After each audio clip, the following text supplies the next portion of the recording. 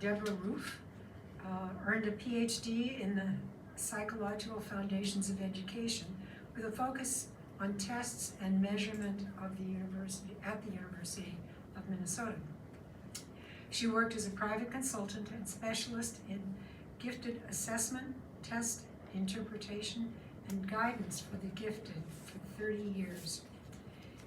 Having been a parent, classroom teacher, and administrator in elementary through graduate education, Deborah continues to write and speak about school issues and social and emotional adjustment of gifted children and adults. And that's what she's here today to do. Welcome, Deborah.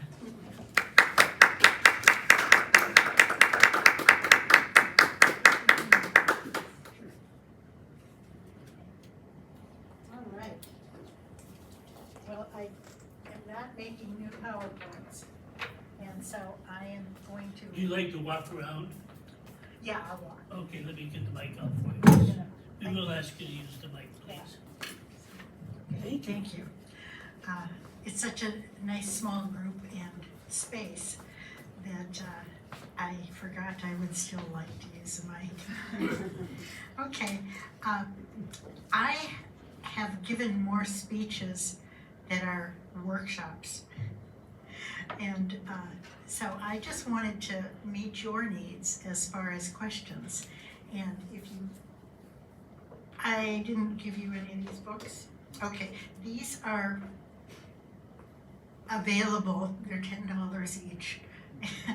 But let me give you, since it's such a small group, I can really have you have one on each table. So, Let me help you get this passed out. yeah, and there too. Because this book was a PowerPoint. And I don't think I've made as much back on what it cost to turn it into a book. But it is a succinct opportunity to get some answers from everything I've been doing since I started really looking into what is intelligence, where does it come from. My degree wasn't in gifted because I wanted to make up my own mind. And so what I did is look at the primary research, and my dissertation was with gifted adults. And it was kind of a retrospective longitudinal study with them. But one of my favorite little stories when I was, because I didn't know I'd actually have a career in it. I just wanted answers at the time. So I was invited to speak, maybe I offered and they said yes, at 3M back in the early, probably middle 90s. And I labeled my speech, Gifted Adults, Who Are They? And I was warned that, it'll be over lunchtime in the big cafeteria, and we don't get very big crowds interested in the speakers, but we still provide them. It was wall to wall. These engineers really wanted to know if they were gifted. It was so funny because they really were hanging on every word. And the thing is, and I will ask you to look at the books in the table of contents and ask questions from that, okay? But what matters to people is figuring themselves out. And I've learned over the years that personality and access really makes a difference in who seems to be gifted. And I am one of these people who, over time, and pretty much all along, there are two camps in gifted as far as their theories on what gifted is. Some believe it's success, making money, making good grades, etc., etc., and I've never seen it that way. To me, it's more of a social, emotional reality of who is this person? What do they need? What makes them feel fulfilled. And so over time, I also experimented on my clients. I started seeing clients in the mid-90s and opened up an actual consultancy in 2000. And I've lost my voice about a dozen times over the years, so this is why I can't speak as well now, but it's because I was proud of how I could project. Don't do that. But I started giving people, the children who came in, it was families who came to me, and I gave them a form to fill out about their developmental milestones of the children, the different ages things happened and all that. And that is basically how I got the 5 levels of gifted. And what I saw is it really depends on this and it really depends on that, what they need. And so I gave them personality tests. The Myers-Briggs for the parents and the Murphy-Mice-Geyer for the children.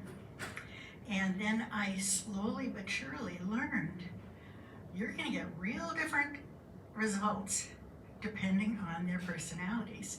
And yes, it's true. Personality in childhood is what they're like in childhood. So you have to deal with that. But they may change by the time they're adults. And unfortunately, a lot of people assumed, well, if they change by the time they're adults, it's worthless in childhood. No, it isn't. Who is gonna finish the assignment shows up in the personality.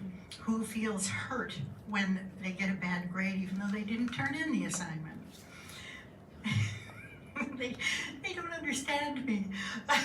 So, and one of my favorite ways of showing parents that it's the personality they're dealing with is when they say, in the amount of time you've argued with me about this, you could have gotten it done. That tells me they're probably an ENFP. And I have all kinds of writing. I'm on Substack, and I have written a lot of things that are just little standalones. But I also have articles I'd send you if you want. And these books actually have it in there too. I didn't bring the summary longitudinal study because each book weighs 3 pounds. And I thought, well, this all has to be there. And it's really like a compendium, but I'm only allowed to lift 10 pounds for another 3 weeks because of my last surgery, so I couldn't bring it. But I have 3 kids, and they are gifted, and over time I was one of those people who realized I must be gifted because I was seeing evidence, but my personality type is I have to make sense of this. I'm an ENTP, and and I'm just, it doesn't, my mother fortunately didn't care what my grades were. She just wanted me to learn. And so, and handwriting grades didn't count at all, which was really lucky. But over time, I've been watching people and absorbing people and making theories. And as I got into college, my suite mate, I had a suite mate that was 2 years older, and she started referring to me as, "Oh, wise one." And I thought, fine, I just brushed it off because I wasn't looking for affirmation. I was looking for what makes sense. And so as I got to know the different families, I absorbed what was going on. And so my writing reflects that. And the reason I never applied to teach at a university is I felt they'd slow that down. They'd get in the way of the way I am. Now I'm poorer as a result, but I'm fulfilled. And it really, to me, that matters a lot. So I had 78 kids, gifted kids, in my first book called 5 Levels of Gifted School Education. And ENTPs forget the names because they're about the concept. Yeah. Extroverted, intuitive, thinking, perceiving. And perceiving, for instance, doesn't necessarily finish their work if they already know they're done. And so I'm not a rule breaker. I just don't put myself in a situation where I'd have to do things I really don't want to do. And there's a confidence in there. Yes. So define gifted. Okay, all right, so I gave you the intro. Now, gifted can be, there are two camps. So some people think it's all about achievement, but I don't. And in reality, and I think I'm right, but giftedness is about how you take in information and make sense of it. And if it's in math or English or any of those things, you don't have to be gifted in everything. Some people are, I call them lumpy profiles. Oh, and because I majored in test and measurement, which wasn't my calling, but I wanted to know how to read primary research. And so what happens is the profiles can be all over the place. So I actually had some clients who would say to me, well, is he gifted? After I'd given them the IQ test. And, well, what is his score? And I said, well, in your case, it doesn't make sense to look at the final score. This is the final score, but this is not representative of what your child is really like. So I did the normative sampling on 3 major IQ tests for the gifted, the WISC, the WIPC, the Stanford Binet, and I'd have like 100 kids I tested for the gifted group for norming. But, and then you learn some more too. And that's what I wanted to do. And so, gifted, it's like it comes out, they just know. And the levels of gifted, you see the 99th percentile is actually the biggest, longest percentile in the curve. People who would be that low on the other end would die first.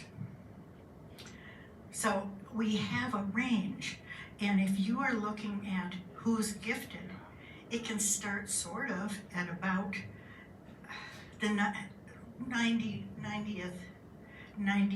of the curve. 10% is gifted to a degree, but there is a wild difference between a 90th percentile and a beyond 99th percentile, which is why I got into the levels of gifted. So it really, I don't know, I'm so good at accepting people in general that the only way I can tell whether they're smart or not is if I'm on a committee with them. And I avoid committees, so. But it's all, I'm still writing, and part of it is you learn over time what it looks like. And we have, for instance, I added 78 kids in the first book. In the follow-up book that I published 2 years ago, I was able to get in touch with 66 of them, and they're grown up now. Well, they love talking to me free because they can ask me questions about what's wrong with them, what's right with them, and so on. And the families that were in the study, there were 50. And I, again, in some way or form, I got 45 of them. And so I got to see how did they turn out so far. And I asked them a ton of questions over time. I had nothing but time, right? Okay, and because I didn't have other people pulling at me on it. I was just doing it because I love it. And what I discovered is how much bad parenting, but parents don't get they don't get what they need from our society.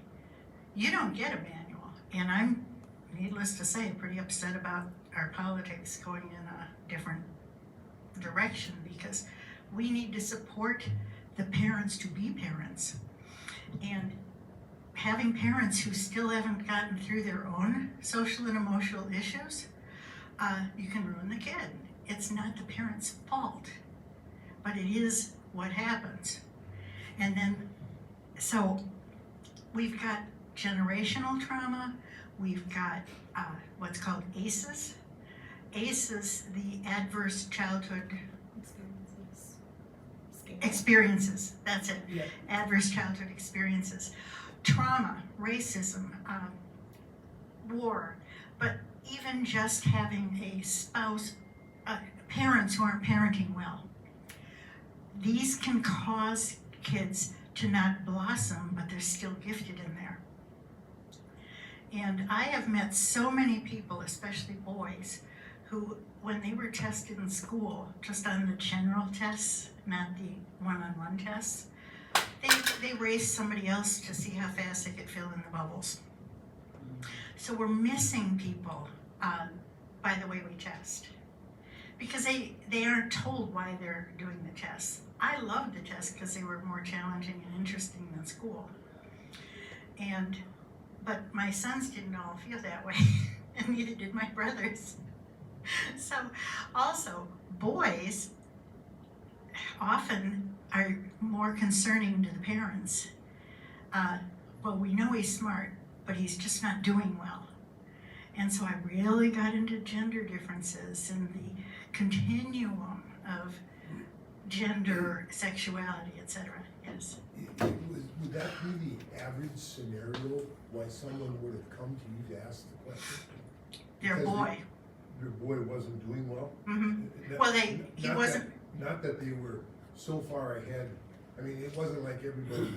The only ones who had a kid who was so far ahead that came in, their kid was so profoundly gifted they just didn't know what to do. But otherwise, it was mostly parents who wondered what was wrong with them. They wanted me to diagnose ADHD, they wanted to label it all, and I said, no, it's his personality and it's the way you are. And it really, yeah, lots of girls are more compliant by nature, most of them, yes. Two questions, I guess. One is how much overlay do you see between the autism spectrum and ADHD kind of clouding the giftedness? That would be, I guess, I'll leave that for. Yeah, no, the thing is, they're coming up We're with not new, one thing. they're coming up with new terms like neurodivergence. Right. Yeah, we're all neurodiverse. And so we don't need, they'll figure out what it means later and they'll change it because it looks elitist or bad labeling or whatever. But what happens is there is more on the spectrum because they're amazing in something but not everything. And so in many ways it's like a lot of people who come to me, they can't believe that I get them, because they're considered weird around most people, and I just don't see it. And so it makes it, some of them, the mental health system tries to fix what really needs to be fixed by changing the environment. And I feel very strongly about that. And so there are people who don't show their giftedness, but do. And that would be the street smart. You know they're smart, but why aren't they doing better? And they're not doing better because you're asking them to do stuff that they just think is stupid. And sitting still all day is stupid, counterproductive. When I taught 6th grade and 4th grade, I would feel the room, and I'd say, I think we need to go outside, what do you think? And I got blanket permission to go on walks with the whole class because they needed something else. And that was all the kids. I didn't have a gifted class. I had gifted kids in the class. So a lot of people really don't know, and they're getting rid of some of the tests that are pretty convenient to use. Like, I can't think of it. Shoot. The one where Miller Analogies. The Miller Analogies test is an excellent IQ test. And it is no longer published because they couldn't sell it. And the people in my dissertation, if they didn't know I could tell whether they were gifted or not because they were from my time. I have quite a diverse but not colored diverse, and I don't mean, you know what I mean. It was mostly Caucasians. There were a few that weren't, but not many, because and that's another thing. So many of the people my age had to learn. Oh, they didn't let people of color in our neighborhoods.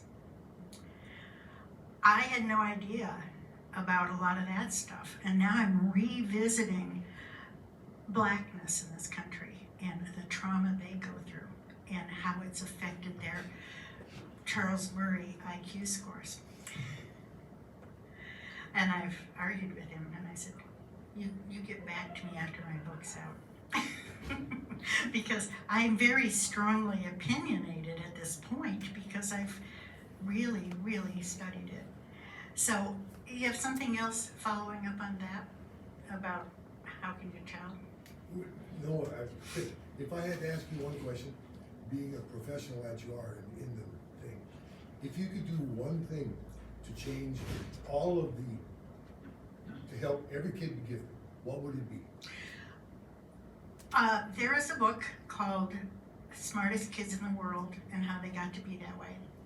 Now, the population that ended up being the result of an investigative journalist's journey to find it is Finland, which is the same size and shape of Minnesota. And basically what they did is totally, but they could do it in a state. They could do it nationally too. But I would have people be, even really highly gifted kids can be with age mates some of the time, and should be, but not all of the time. And so what they did is, you know how well-respected medical doctors are in this country? Our teachers should be too. And it doesn't mean we have to respect the ones that are there now. We have to have a bigger system for getting the smartest, best people trained. And it should be a real, it would just be so different. Also in Finland, they only needed 4 days of school. And the kids didn't even start until they were 7. Because there's so much in their home environment, their community environment, and they're not ready to sit still and do numbers and stuff. But they can do them. And gifted kids usually start school knowing how to do, it depends on their level of giftedness, and I've got a chart. But they, for instance, a profoundly gifted child, somebody who is in that top range of whatever, and all the tests have different scores, so that's why I don't say them.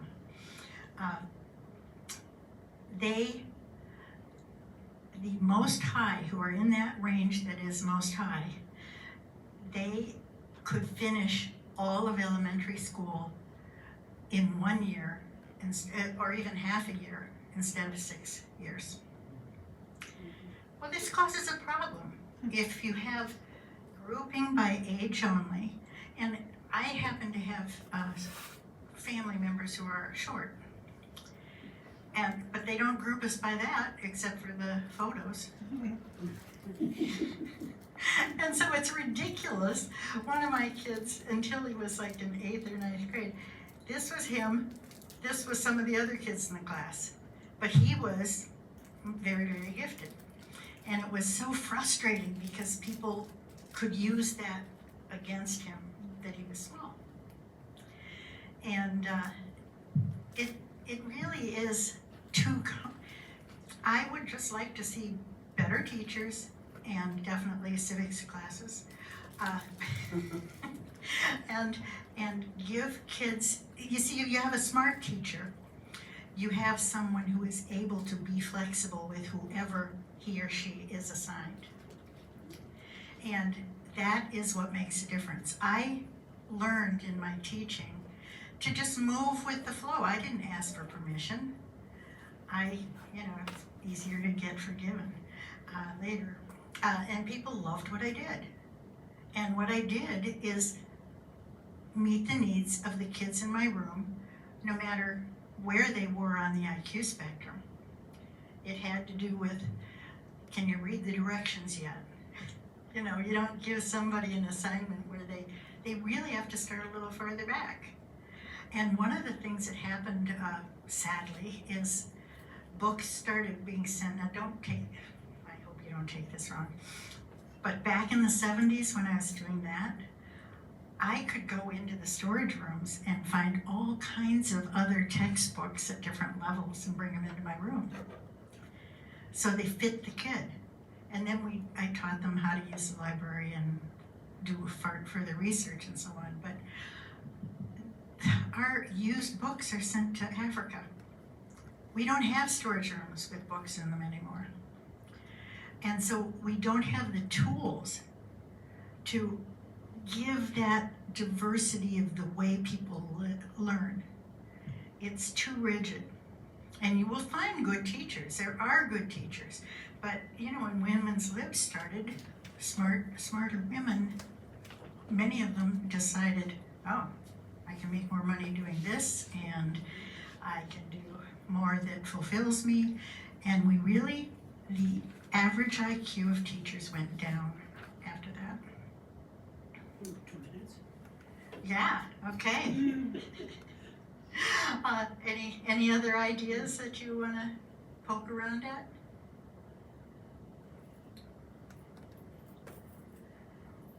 Were most of your clients boys? I mean, when you talk about your study, I kind of heard you make reference to that. Well, at one point, I counted how many of them were perceivers, the ones who don't get their work done, and judgers. The only time judger boys and girls got brought in is when they were not, they were too different, or they had a sibling that the parents had already brought in. And it was, yes, more boys by far than girls. And it's not because there are more smart boys. Yes. So how do we handle this?